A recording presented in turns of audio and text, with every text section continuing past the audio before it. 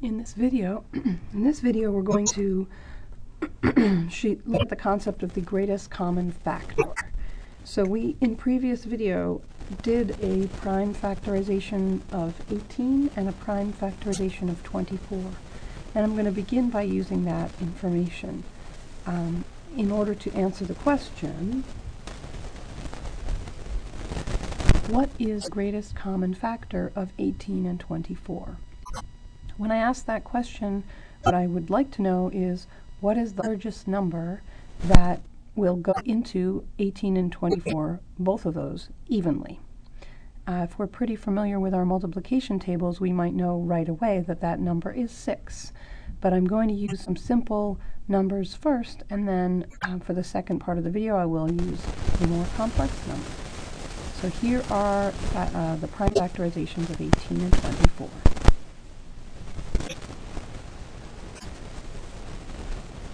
The factors of 18, the prime factors, are 2, 3, and 3. 2 times 3 is 6. 6 times 3 gets us 18. The factors of 24 are 2, 2, 2, and 3. 2 times 2, 4, times 2, 8. 8 times 3, 24. I've put these factors vertically because in order to find the greatest common factor, we're going to compare the groups. We're looking for factors that the two groups have in common. So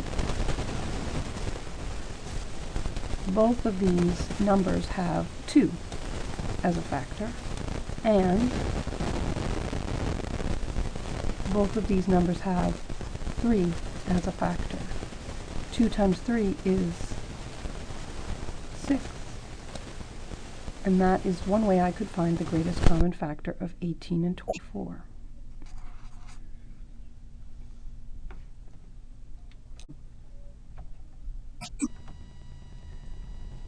So I've set up another question here. What is the greatest common factor of 24 and 36?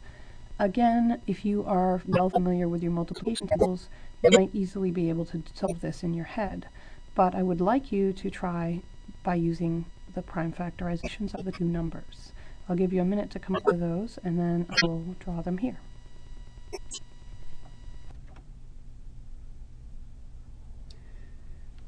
So I copied down 24 because we already had that, and I did 36 over on the side here, which is 2 times 2 times 3 times 3. So the greatest common factor will have whatever these two groups of factors have in common. So the first group and the second, 36 and 24, both have 1, 2 here. So there's a 2. And there's another one here. So there's a 2. 24 has 3 times the factor 2 in it, in its prime factorization, but 36 does not. So now we'll look at 3, and those both numbers have in common 1, 3. So 2 times 2 is 4. 4 times 3 is 12. This is the number you might have come up with just thinking about 24 and 36, because 12 goes into them both evenly, and it's quite large. But here is the proof of how we can do it using prime factorization. I'm next going to give a much more challenging one. So this question that I've written is inspired by some questions I've seen in the GED practice material. I'm going to read it to you, and then I'll explain the situation it sets up.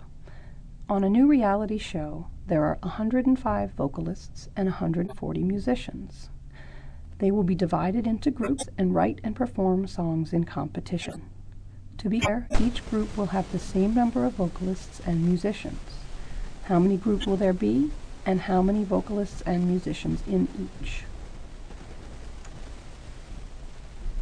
When we're talking about dividing two numbers, we have 105 and 140, into groups where each group each of the groups has the same amount of each, we can get there by looking at the greatest common factor. So to start this problem, I am going to do a prime factorization of 105 and a prime factorization of 140.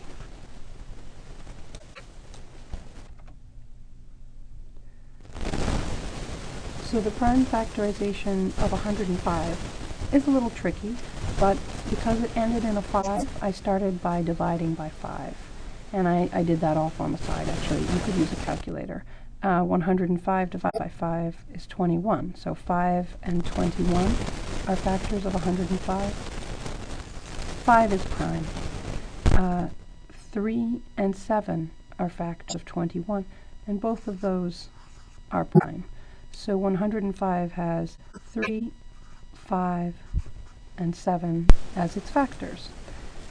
140, I approached by starting with what is it times 10, because it ends in 0. So it's 14 times 10, and then 14 can be broken into 2 times 7. 10 can be broken into 2 times 5. There my prime factors are. So 140 is 2 times 2 times 5 times 7. So to find the greatest common factor of 105 and 140, I've got to look at what prime factors we have in common here. 3 here, but not here. 2 here, but not here. But then we have 5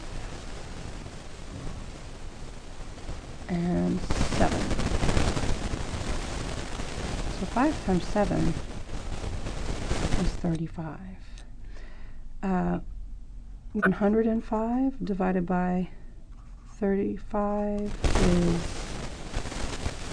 3. 140 divided by 35 is 4. You could check that on a calculator or do it with long division. But now I can see 35 is a factor of both 105 and 140. What does this mean in terms of answering the question?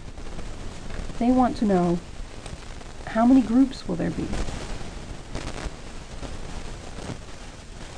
The number that 105 and 140 can both be divided into 35, so that is 35 groups. And if I take 105 and divide it by 35, I get 3